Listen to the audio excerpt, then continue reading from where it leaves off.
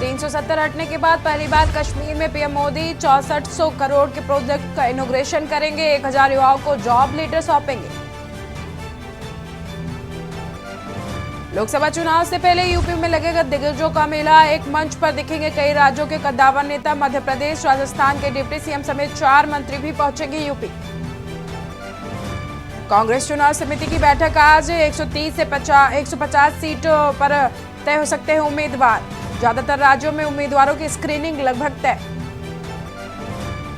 राहुल गांधी को चुनाव आयोग की सलाह, कहा जनता के बीच सोच समझकर बोले। कांग्रेस नेता ने पीएम को कहा था पनौती मोदी। राजधानी में हिंदू शरणार्थियों की त्रासदी, पहले पाकिस्तान से उजाड़े, अब दिल्ली में भी चुनेगा आशियाना। डीडीए ने एनजीटी के आदेश के बाद जारी किए गए लोगों को नोटिस। यूपी में 13,000 अवैध मदरसे बंद करने की सिफारिश, अधिकतर नेपाल सीमा पर। एसआईटी ने बताया खाड़ी कनेक्शन। आप देख रहे हैं के न्यूज, खबरों का सारथी।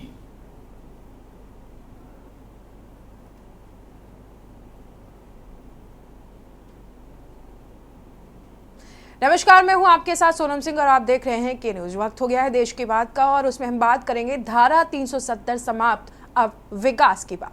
तो पीएम मोदी का आज जम्मू कश्मीर दौरा है। श्रीनगर में आपको बता दें कि कई विकास परियोजनाओं का सौगात देंगे पीएम। आज कई विकास परियोजनाओं का अनावरण करेंगे। सार्वजनिक रैली को भी संबोधित करेंगे पीएम। 6400 करोड़ की परियोजनाओं की जम्मू कश्मीर को सौगात देंगे पीएम।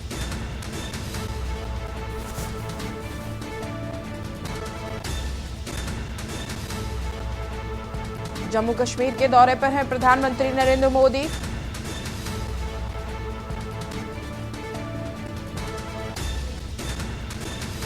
श्रीनगर में कई विकास परियोजनाओं की सौगात देंगे पीएम।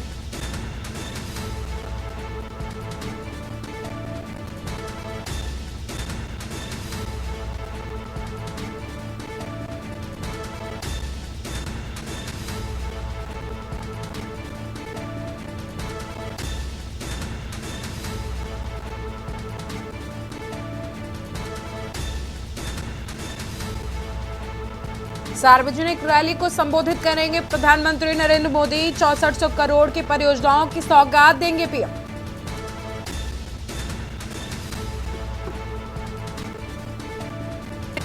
आज जम्मू कश्मीर के दौरे पर हैं प्रधानमंत्री नरेंद्र मोदी।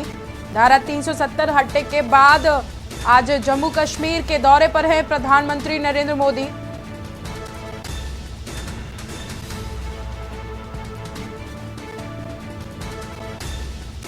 धारा 370 खत्म होने के बाद आज प्रधानमंत्री नरेंद्र मोदी जम्मू कश्मीर को 6400 करोड़ की परियोजनाओं की सौगात देने जा रहे हैं। आज जम्मू कश्मीर के दौरे पर हैं।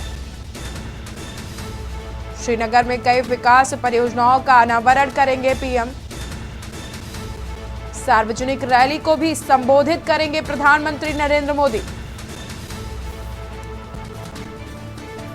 इसी खबर पर ज्यादा जानकारी के लिए हमारे साथ जुड़ चुके हैं प्रवेश शर्मा दिल्ली से। प्रवेश, आज पीएम का जम्मू कश्मीर का दौरा है, धारा 370 खत्म होने के बाद पहली बार।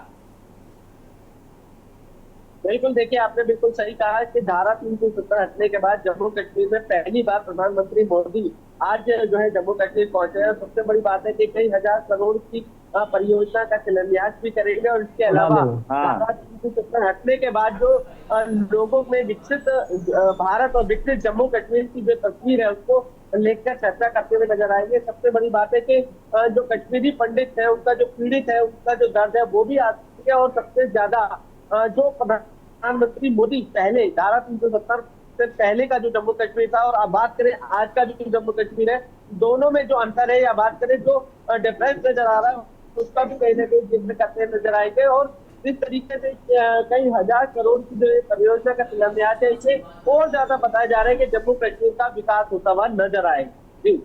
पहली बार ऐसा देखा जा रहा है प्रवेश के जम्मू कश्मीर के दौरे पर हैं पीएम और सिर्फ दौरा ही नहीं कर रहे हैं बल्कि प्रदेश को 6400 करोड़ की परियोजनाएं जो हैं उसकी सौगात भी दे रहे हैं। बिल्कुल, देखिए जम्मू कश्मीर जो है काफी संवेदनशील इलाका माना जाता है। सबसे ज्यादा वहां पर जो है आए दिन गतिविधियां जो है आतंकवादियों की हुआ करती थी। लेकिन बात करें धारा 370 हटने से पहले की, तो वहां पर जम्मू कश्मीर में जो युवा थे वो पत्थर उठाते थे। लेकिन बात अगर आज की करें, बीजेपी के अनुसार करें, तो आज का जो युवा है वो लैपटॉप उठाता है, पत्थर नहीं उठाता। और सबसे बड़ी बात है, मैं आपको बता दूं कि जो कश्मीर में विशेष रूप से जो गतिविधियां थी उसको कहीं ना कहीं विराम लग गया है। और सबसे ज्यादा हैरानी की बात है कि जो संवेदनशील इलाका होने के बावजूद खुद प्रधानमंत्री मोदी वहां पर पहुंच रहे हैं, शिलान्यास करेंगे। उसके अलावा जम्मू कश्मीर के लोगों से बातचीत करेंगे और कहीं ना कहीं लोकसभा चुनाव को लेकर एक अलग की तस्वीर जो है दिखाते हुए नजर भी आएंगे। जी, कुल मिलाकर प्रवेश ये कह सकते हैं कि धारा 370 हटने के बाद जम्मू कश्मीर के हालात काफी तेजी से सुधर रहे हैं और इसी बीच अब प्रधानमंत्री नरेंद्र मोदी बड़ी सौगात देने के लिए जा रहे हैं। बहुत बहुत शुक्रिया आपका हमारे साथ जुड़ने के लिए प्रवेश, अपनी जानकारी को दर्शकों तक पहुंचाने के लिए। आज जम्मू कश्मीर के दौरे पर हैं प्रधानमंत्री नरेंद्र मोदी। धारा 370 हटने के बाद पहली बार श्रीनगर के दौरे पर हैं प्रधानमंत्री नरेंद्र मोदी। श्रीनगर को कई विकास परियोजनाओं की सौगात देंगे।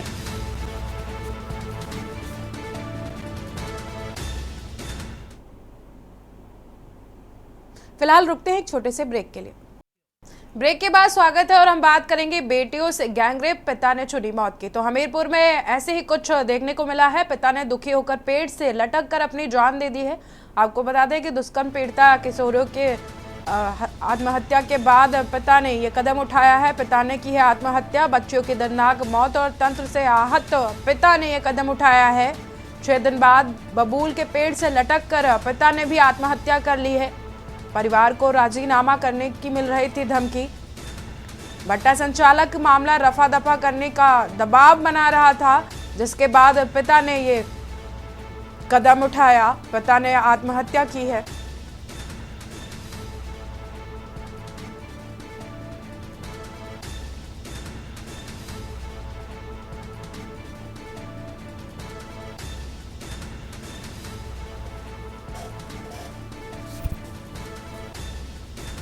कार्रवाई न होने से आहत होकर पिता ने यह कदम उठाया है। परिवार पर कहर और 2 बेटियों के बाद मुखिया भी अब नहीं। दुष्कर्म पीड़िता किशोरियों के बाद पिता ने भी अब आत्महत्या कर ली है। ज्यादा जानकारी के लिए इसी खबर पर हमारे साथ जुड़ चुके हैं सिद्धार्थ द्विवेदी। सिद्धार्थ, हमीरपुर में जो बच्चियों के साथ दुष्कर्म किया गया था उसके न्याय न मिल पाने के बाद अब पिता ने भी आत्महत्या कर ली है, क्या कुछ पूरा मामला है?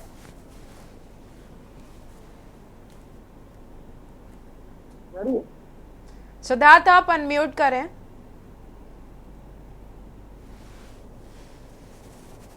जी बिल्कुल, मैं आपको बता दूं कि जो ये मामला है ये घाटमपुर के बरौली इलाके का है, जहां पूरा परिवार ईंट भट्टा फैक्ट्री में काम करता था। और जो ईंट भट्टा फैक्ट्री में मजदूर सप्लायरी का काम करता ठेकेदार राम प्रकाश था। राम प्रकाश ने दोनों मासूम बच्चियों के साथ अपने पुलिस साथियों के साथ मिलकर हैवानियत के अंजाम दिया था। और जब इस मामले में FIR दर्ज की गई तो जो पुलिस प्रशासन था उसको राम प्रकाश के फोन में बच्चियों के साथ दरिंदगी करते वक्त एक वीडियो भी प्राप्त हुआ था, जिसमें राम प्रकाश जो ठेकेदार है उसके अन्य 30 साथियों सहित FIR का मामला दर्ज हो गया था। जो ये पूरा परिवार है यह हमीरपुर के सुसुलर थाना क्षेत्र का रहने वाला है।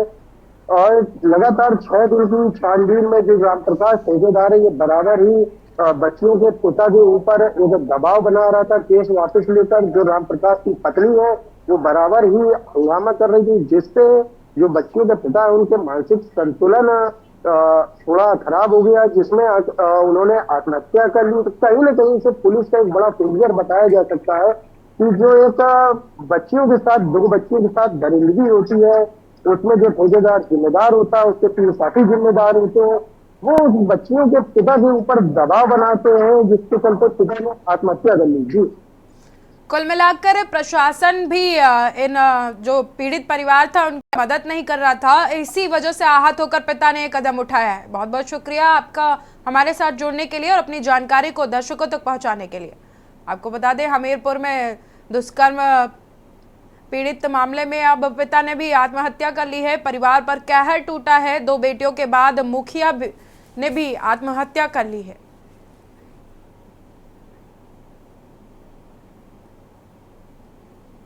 वक्त हो गया एक छोटे से ब्रेक का। ब्रेक के बाद स्वागत है आपका और आपका देश की बात में दोबारा स्वागत है। रुक करते हैं खबरों का, जहां पर बीजापुर से खबर सामने आ रही है। बीजेपी नेता की निर्मम हत्या कर दी गई है। नक्सलियों ने की है नेता की निर्मम हत्या। नक्सलियों ने भी भाजपा नेता कैलाश नाग की हत्या कर दी है।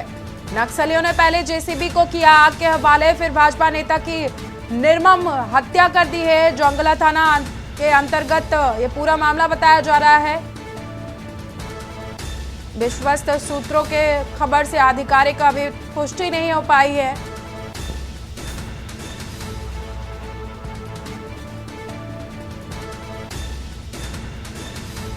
एक बार फिर से भाजपा नेता की निर्मम हत्या की गई है। जंगला थाना अंतर्गत क्षेत्र का पूरा मामला बताया जा रहा है। विश्वस्त सूत्रों से खबर, आधिकारिक पुष्टि नहीं। बीजापुर से खबर आपको बता रहा है, बीजेपी नेता की निर्मम हत्या कर दी गई है। नक्सलियों ने की है बीजेपी नेता की निर्मम हत्या। भाजपा नेता कैलाश नाग की हत्या की गई है।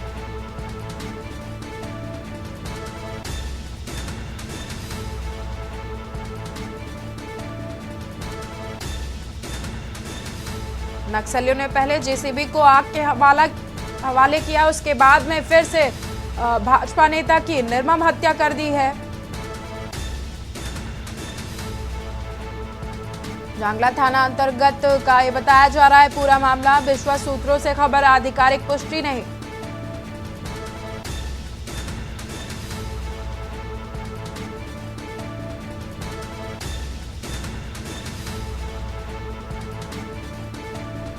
नक्सलियों ने की बीजेपी नेता की निर्मम हत्या। बीजापुर से खबर आपको बता रहे हैं, भाजपा नेता कैलाश नाग की नक्सलियों ने निर्मम हत्या कर दी है। बीजेपी नेता की अभी तक जो हत्या की गई है उसकी आधिकारिक पुष्टि नहीं हो पाई है। सूत्रों के हवाले से खबर सामने आ रही है।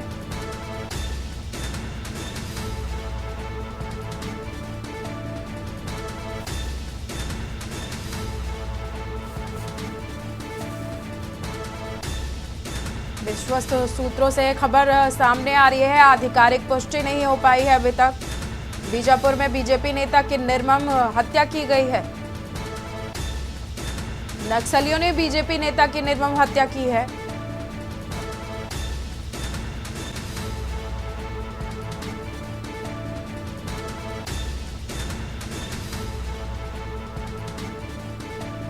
रुकते हैं एक छोटे से ब्रेक के लिए।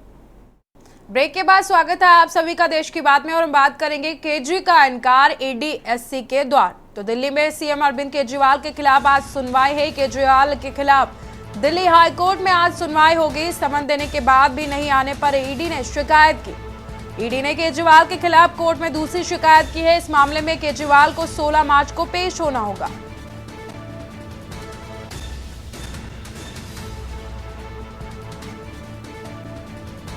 शराब नीति घोटाले मामले को लेकर ईडी ने केजरीवाल को कई बार समन भेजे हैं, लेकिन केजरीवाल पेश नहीं हुए, जिसके बाद ईडी ने हाईकोर्ट में शिकायत की।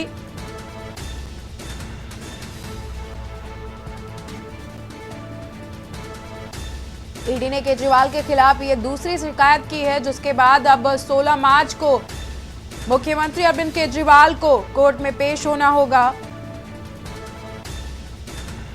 दिल्ली से खबर आपको बता रहे हैं, सीएम अरविंद केजरीवाल के खिलाफ आज सुनवाई की जाएगी।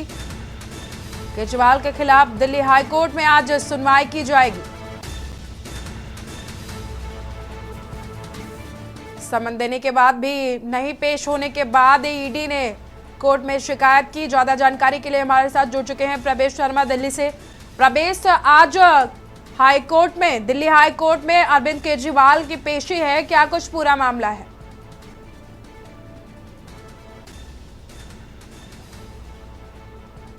लगभग 8 खबर जारी कर दी गई है, लेकिन वो एक भी बार जो है ईडी के समक्ष नहीं पहुंचे हैं। सबसे बड़ी बात है कि मामला राज एवेन्यू कोर्ट में था। ईडी ने राज एवेन्यू कोर्ट में भी शिकायत दर्ज कर है, जिसमें सीधे तौर पर मैं बता दूं तो 12 तारीख को जो है अरविंद केजरीवाल को कोर्ट ने आदेश दे रखे पेश होने के लिए बुला रखा है, लेकिन उससे पहले ही ईडी ने जो है दिल्ली हाई कोर्ट में भी मामले को पहुंचा दिया, जिसकी तारीख 16 मार्च लग गई। सबसे ज्यादा बड़ी बात यह है कि अरविंद केजरीवाल लगातार इन शब्दों को जो है अवैध करार देते हैं और बार बार वो इनके समझ में जाकर सीधे तौर पर वो बीजेपी की एक साजिश बताते हुए हमला करते हुए नजर आते हैं। अरविंद केजरीवाल लगातार कई समन के बाद पेश नहीं हुए थे, जिसके बाद ईडी ने यह कदम उठाया है। आम आदमी पार्टी के कार्यकर्ता और नेताओं की तरफ से क्या कुछ कहा जा रहा है? बिल्कुल, देखिए मैं आपको बता दूं सीधे तौर पर जो आम आदमी पार्टी है वो बीजेपी पर हमलावर है। उनका कहना है कि जितने भी समन अभी तक चाहे किसी प्रकार के जो खुलाफा है या ये चाहे पूरी साजिश है वो बीजेपी की तरफ से कराई जा रही है और उसमें पूरी जो साजिश है वो बीजेपी रची है, प्रधानमंत्री मोदी की तरफ से की जा रही है, ताकि जो है अरविंद केजरीवाल लोकसभा चुनाव से पहले जेल से बंद हो जाए। लेकिन मैं आपको बता दूं कि एक प्रक्रिया है, प्रक्रिया में जो है ईडी उनको बुला रही है, उनको आज नहीं तो कल जाना होगा। लेकिन सीधे तौर पर मैं बता दूं अरविंद केजरीवाल बार बार इन शब्दों को अवैध करार देते हुए उनके समझ पेश नहीं हो रहे और ये अपने आप में एक बड़ा सवाल है। और जब ईडी ने अब जो है दिल्ली हाई कोर्ट का दरवाजा खटखटाया है तो कहीं ना कहीं अरविंद केजरीवाल की मुश्किलें बढ़ सकती है। प्रवेश, क्या वजह है कि जो अरविंद केजरीवाल ईडी के सामने पेश नहीं हो रहे हैं? उनको कई बार समन भेजे जा चुके हैं, बावजूद इसके पेश नहीं हो रहे हैं। बिल्कुल, देखिए मैं आपको बता दूं कि जिस तरीके से पूरे शराब घोटाले में उनका नाम है, उनसे ईडी ने पूछताछ करनी है, वो मुद्दे हैं। बताए जा रहे हैं कि संजय सिंह के बाद अरविंद केजरीवाल ने समाजी पूरे शराब कारोबारी को लाया गया था, जो पैसे की लेन देन हुआ था वो अरविंद केजरीवाल के जानकारी में था और इसी के संबंध में अरविंद केजरीवाल को जो है ईडी पूछताछ करना चाहती है। लेकिन मैं आपको बता दूं कि अरविंद केजरीवाल को इस बात का डर सता रहा है कि अगर वो ईडी के समक्ष किसी भी प्रकार के सवालों का जवाब देने पहुंचे तो कहीं ना कहीं ईडी उन्हें गिरफ्तार कर लेगी, क्योंकि हमने देखा है कि मनीष सिसोदिया हो, संजय सिंह हो, चाहे अन्य जो भी नेता है वो ईडी ने पहले उनको अपने द्वार पर समन भेजकर बुलाया, उनसे पूछताछ की और उसके बाद उसको गिरफ्तार कर लिया। और अरविंद केजरीवाल को भी ऐसी आशंका है कि कहीं ऐसा ना हो कि वो ईडी के पास पहुंचे, उनके सवालों का जवाब दे और वो गिरफ्तार हो जाए। जी, कुल मिलाकर अरविंद केजरीवाल को गिरफ्तारी का डर सता रहा है। बहुत बहुत शुक्रिया प्रवेश हमारे साथ जुड़ने के लिए और अपनी जानकारी को साझा करने के लिए। दिल्ली में सीएम अरविंद केजरीवाल को आज हाई कोर्ट में पेश होना होगा। आज उनके ईडी जो समन भेज रहे थे उस मामले में पेशी है। ईडी ने केजरीवाल के खिलाफ कोर्ट में दूसरी बार शिकायत की है।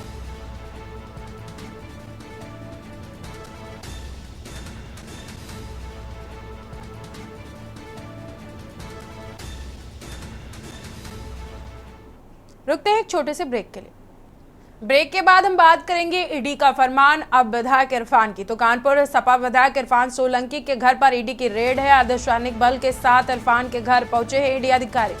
विधायक इरफान से मिलने महाराजगंज जेल गया पूरा परिवार। मौजूदगी में चल रही है दोनों घरों में ईडी की रेड।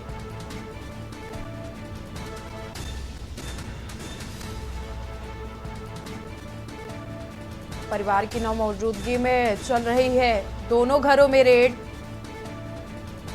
कानपुर से खबर आपको बता रहे हैं, सपा विधायक इरफान सोलंकी के घर पर ईडी की रेड।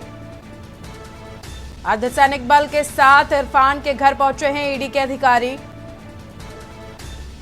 विधायक इरफान से मिलने महाराजगंज जेल गया है पूरा परिवार। परिवार के घर में न होने के बाद भी दोनों घरों में ईडी की रेड लगातार। कानपुर से खबर आपको बता रहे हैं, सपा विधायक के घर पर ईडी की रेड।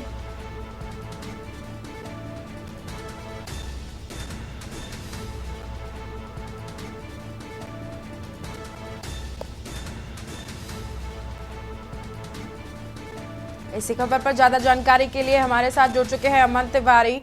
अमन, इरफान सोलंकी के घर पर लगातार सुबह से ही ईडी की रेड चल रही है और उनके परिवार का कोई भी सदस्य घर में मौजूद नहीं है, क्या कुछ पूरा मामला है?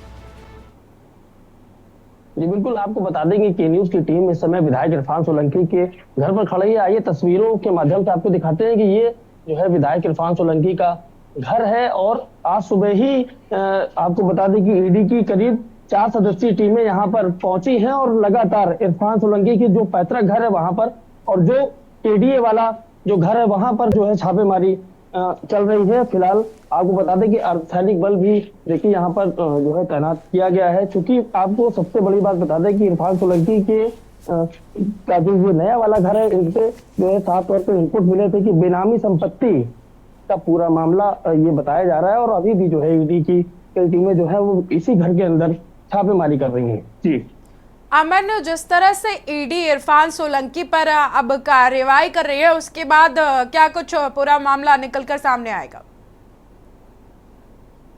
जी बिल्कुल बड़ा सवाल है। आपको बता दें विधायक इरफान सोलंकी पर करीब 18 मुकदमे दर्ज हैं और एक मुकदमा आगजनी का जो सबसे मेन मुकदमा था उस पर विधायक इरफान सोलंकी को 14 तारीख को सजा सुनाई जानी है। तो कहीं ना कहीं विधायक इरफान सोलंकी की जो मुसीबतें हैं वो फिर से बढ़ गई हैं और 14 तारीख को सजा का ऐलान होना है। उसके बाद आज ईडी की छापेमारी यहाँ पर है। कल पूरा परिवार जो है वो विधायक इरफान सोलंकी से मिलने के लिए महाराजगंज जेल गया हुआ था, लेकिन आज तड़के सुबह 6 बजे के आसपास ईडी की कई टीमें जो है वो यहाँ पर पहुंची और छापेमारी कर रही हैं।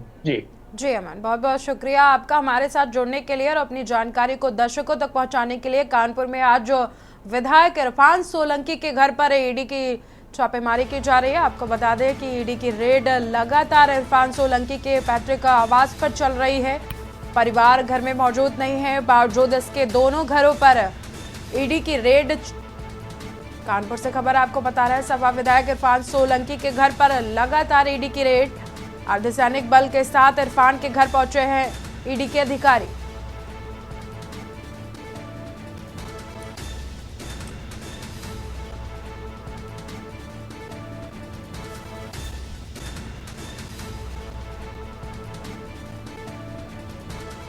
ईडी की छापेमारी की कार्रवाई के दौरान परिवार का एक भी सदस्य घर में मौजूद नहीं।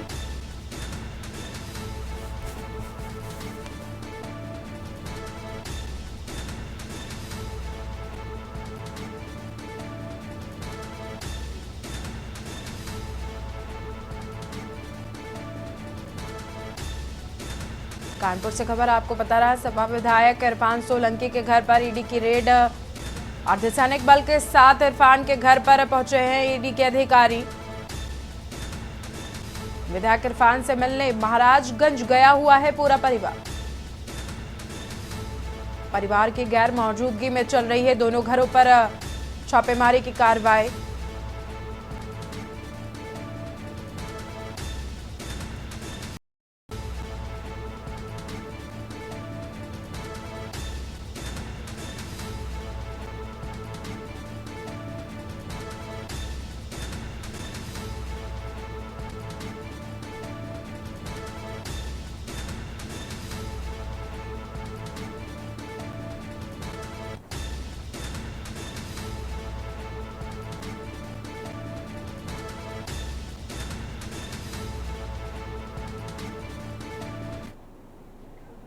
अब अगली खबर बीजापुर से है, जहां पर आवासीय छात्रावास में भीषण आग लग गई है। छात्रावास में सो रहे 300 बच्चियों को रेस्क्यू किया गया है। छात्रावास में एक बच्ची की मौत हुई है। छात्रावास जलकर पूरी तरह से खाक हो गया है। आपको बता दें कि स्टाफ और ग्रामीणों ने मशक्कत के बाद आग पर काबू पाया है। शॉर्ट सर्किट से छात्रावास में आग लगने की आशंका जताई जा रही है। प्रशासन और पुलिस अधिकारी मौके पर पहुंचे हैं। आवापल्ली थाना क्षेत्र के आवासीय छात्रावास से कैबिन की घटना बताई जा रही है।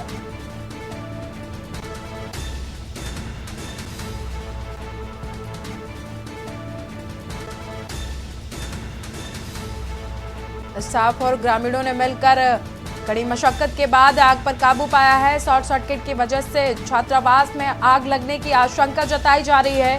प्रशासन और पुलिस अधिकारी सूचना के बाद मौके पर पहुंचे हैं। आवापल्ली थाने के आवासीय छात्रावास की घटना बताई जा रही है। बीजापुर से खबर आपको बता रहे हैं, आवासीय छात्रावास में भीषण आग लगी है। छात्रावास में तकरीबन 300 बच्चों को रेस्क्यू किया गया है। आग लगने से छात्रावास में एक बच्ची की मौत हुई है। छात्रावास जलकर पूरी तरह से खाक हो गया है। छात्रावास के स्टाफ और ग्रामीणों की मदद से आग पर काबू पाया गया है। शॉर्ट सर्किट की वजह से छात्रावास में आग लगी थी। अंतर्राष्ट्रीय महिला दिवस के अवसर पर 13वें BNCRPF और लैमरिन टेक स्किल यूनिवर्सिटी पंजाब की तरफ से रैलमाजरा MBBS नगर पंजाब यूनिवर्सिटी में कैंपस में एक संयुक्त कार्यक्रम आयोजित किया गया है। इस अवसर पर मुख्य अतिथि 13वीं बटालियन CRPF की कमांडेंट श्रीमती कमल सिसोदिया थी। लैमरिन टेक स्किल यूनिवर्सिटी के professor vice chancellor doctor Parvinder Kaur ने कार्यक्रम की थीम प्रेरणा पर एक संक्षिप्त परिचय दिया और मुख्य अतिथि का स्वागत भी किया। मुख्य अतिथि श्रीमती कमल सिसोदिया ने संदेश दिया कि महिलाएं समाज का अभिन्न अंग है, नारी जीवन की निर्माता है। श्रीमती कमल सिसोदिया CRPF वहां पर उपस्थित थी। सभी विद्यार्थी एवं महिलाओं ने शक्ति की भूमिका एवं नारी सशक्तिकरण के बारे में जागरूकता फैलाई और बड़ी संख्या में सुरक्षा बलों में शामिल होकर देश के लिए रक्षा करने वाली महिलाओं के प्रति प्रेरित करने की बात कही। मुख्य अतिथि ने विश्वविद्यालय के कुलपति को श्रीमती सिसोदिया एवं श्री मुख्तियार सिंह द्वारा लिखित स्किल इंडियन मिशन नामक पुस्तक भेंट की। इस अवसर पर निःशुल्क चिकित्सा शिविर में महिलाओं का स्वास्थ्य परीक्षण भी किया गया। श्रीमती कमल सिसोदिया ने मार्शल आर्ट और अन्य कार्यक्रमों के आयोजन के लिए विश्वविद्यालय के विद्यार्थियों की सराहना की। स्किल इंडिया मिशन के तहत मुख्य अतिथि NSDC के केंद्र में आयोजित परियोजना प्रदर्शनी में भी भाग लिया।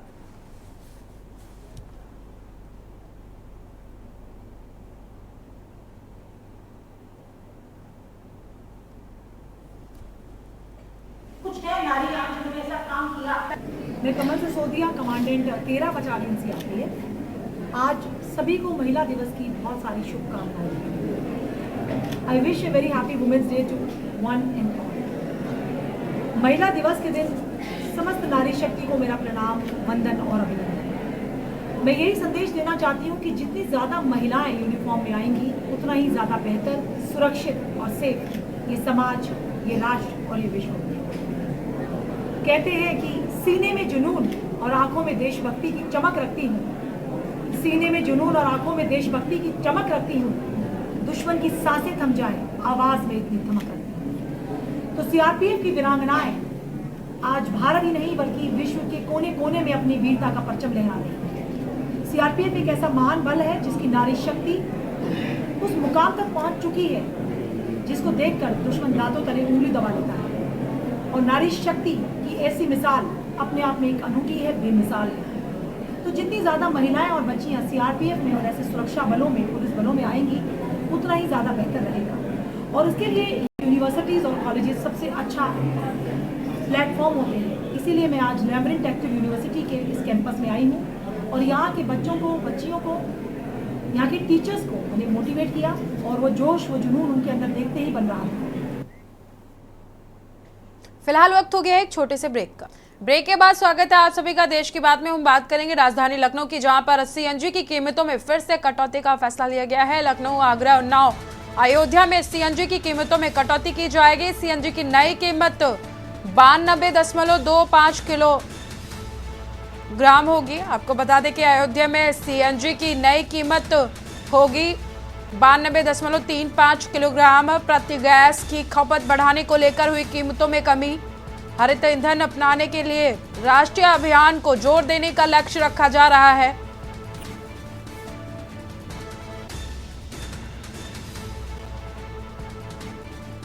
प्राकृतिक गैस की खपत बढ़ाने को लेकर कीमतों में कमी की गई है। हरित ईंधन अपनाने के लिए राष्ट्रीय अभियान को जोर दिया जा रहा है, जो लक्ष्य है उसको जोर दिया जा रहा है। राजधानी लखनऊ से खबर आपको बता रहे हैं, CNG की कीमतों में कटौती की फैसला लिया गया है। लखनऊ, आगरा, उन्नाव, अयोध्या में CNG के दाम घटाए जाएंगे। CNG की नई कीमत 92.25 होगी। अयोध्या में CNG की नई कीमत होगी 92.35।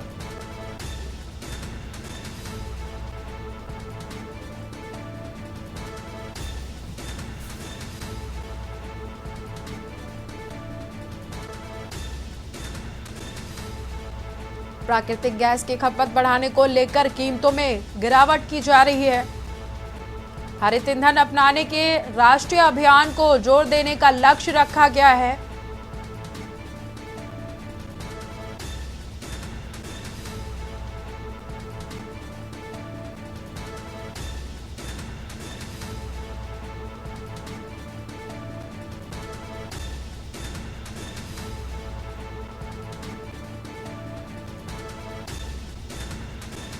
उत्तर प्रदेश के 3 जिलों में सीएनजी की कीमतों में गिरावट देखने को मिलेगी। सीएनजी की नई कीमत होगी 92.25 किलोग्राम।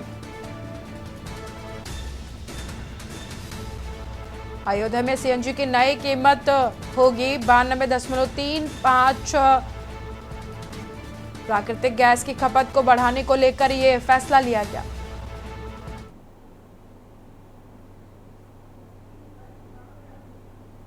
सही है, बजट से भी अंदर हो जाएगा बंदे का, अच्छी बात है, गवर्नमेंट ने बढ़िया करा है। गाड़ी वाले के लिए बहुत है, आराम मिल जाएगा उनको, 2.5 रुपये बहुत कम, बढ़िया बात होती है, अच्छी बात है। क्या नाम है? उमा शंकर। अभी तेल के प्राइस कम हुए हैं, कैसे दिखते हैं आप? ये प्राइस है, अच्छी बात है। ये दिखाता है कि सरकार जो है बदलते माहौल के साथ साथ बदलता मिजाज और देश का जो आम जन है उसको भी हित के बारे में सोचती है। इससे कितना फर्क पड़ेगा सर? अब देखिए जी, मध्यम वर्गीय आदमी को 2 रुपया 1 किलो पे अगर कम हुआ है तो हफ्ते के अंदर आप समझ सकते हैं कि फर्क है। और कीमत कम होना दिखाता है कि बाजार फ्लक्चुएट है, उसके हिसाब से काम किया जा रहा है। अमरीश। अभी सीएनजी के प्राइस कम हो गए हैं, कैसे दिखते हैं आप? अच्छा है, और कम होना चाहिए। तो कितना फर्क पड़ेगा आप लोगों को इससे? फर्क तो पड़ेगा ही, पड़ता रहे। 38 से 75 तक पहुंच गया, 70-72। तो आम आदमी को कितना फर्क पड़ेगा इससे? अभी तो 2.5 रुपये ही कम हुआ, और कम होना चाहिए। जी।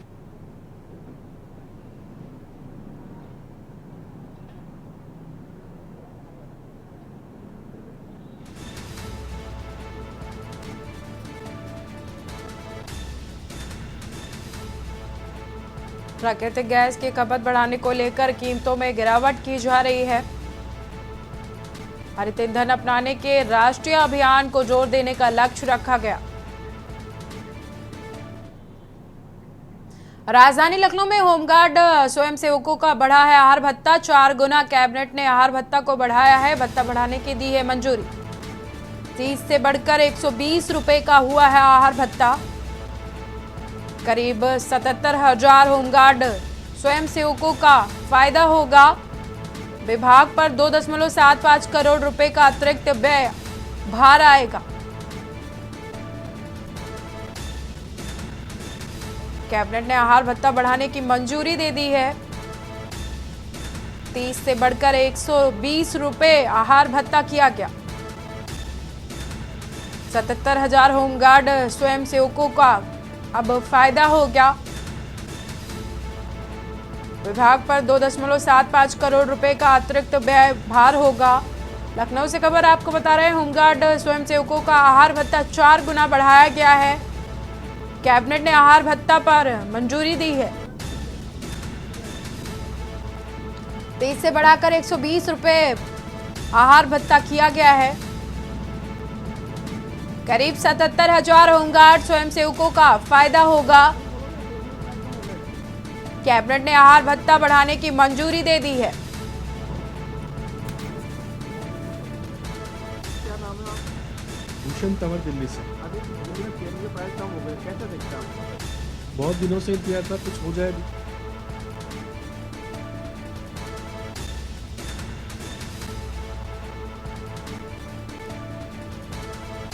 राजधानी लखनऊ से होमगार्ड स्वयंसेवकों का आहार भत्ता बढ़ाने की खबर सामने आ रही है। आहार भत्ता 4 गुना बढ़ाया गया।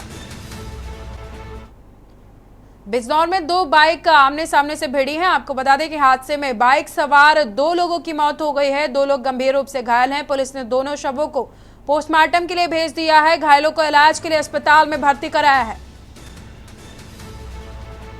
मंडावर थाना क्षेत्र के रॉयल पैलेस के पास ये हादसा हुआ है।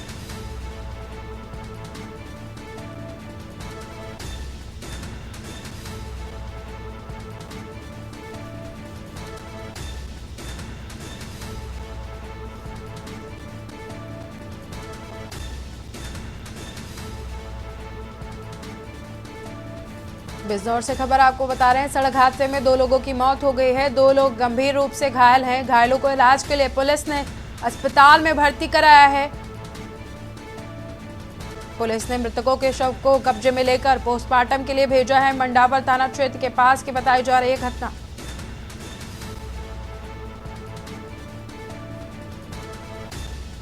हादसे में बाइक सवार 2 लोगों की मौके पर मौत हुई है, जबकि 2 लोग गंभीर रूप से घायल हैं।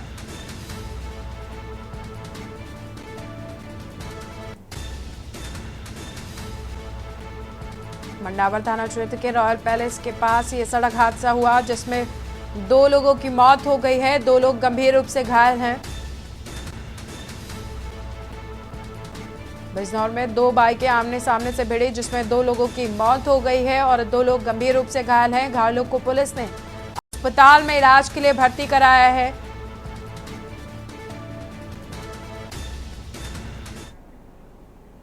इसी बीच प्रयागराज से खबर सामने आ रही है। प्रयागराज से खबर आपको बता दें, श्री कृष्ण जन्मभूमि और शाही ईदगाह विवाद मामला, कृष्णकूप की पूजा की मांग का मामला पहुंचा है हाईकोर्ट। महेंद्र प्रताप सिंह ने कृष्णकूप की पूजा की मांग की है। ईदगाह मस्जिद की सीढ़ियों के पास कृष्णकूप बना हुआ है। ईदगाह मस्जिद की सीढ़ियों के पास है कृष्णकूप। होली के बाद कृष्णकूप की पूजा की जाती है, जिसकी मांग की है महेंद्र प्रताप सिंह ने। मस्जिद कमेटी के लोग पूजा का विरोध करते रहे हैं। 13 मार्च को हाईकोर्ट में मामले को लेकर सुनवाई संभव है। प्रयागराज से खबर आपको बता रहे हैं, श्री कृष्ण जन्मभूमि और शाही ईदगाह विवाद का मामला है। कृष्णकूप की पूजा की मांग का मामला हाईकोर्ट पहुंचा है। महेंद्र प्रताप सिंह ने कृष्णकूप की पूजा की मांग की थी। ईदगाह मस्जिद की सीढ़ियों के पास बना हुआ है कृष्णकूप। ईदगाह मस्जिद की सीढ़ियों के पास मौजूद है कृष्णकूप। होली के बाद कृष्णकूप की पूजा की जाती है, जिसकी मांग महेंद्र प्रताप सिंह ने की। मस्जिद कमेटी के लोगों की तरफ से पूजा का विरोध किया जाता रहा है। 13 मार्च को हाईकोर्ट में मामले को लेकर सुनवाई संभव मानी जा रही।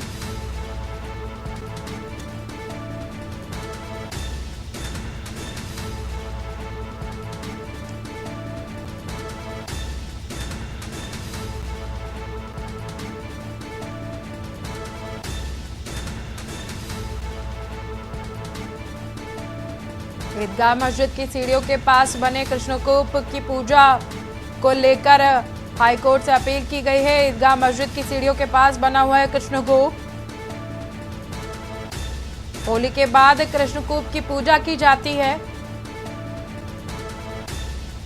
मस्जिद कमेटी के लोग पूजा का विरोध करते आए हैं। फिलहाल देश की बात में इतना ही। आगे की बड़ी खबरों को देखने के लिए देखते रहिए के न्यूज इंडिया।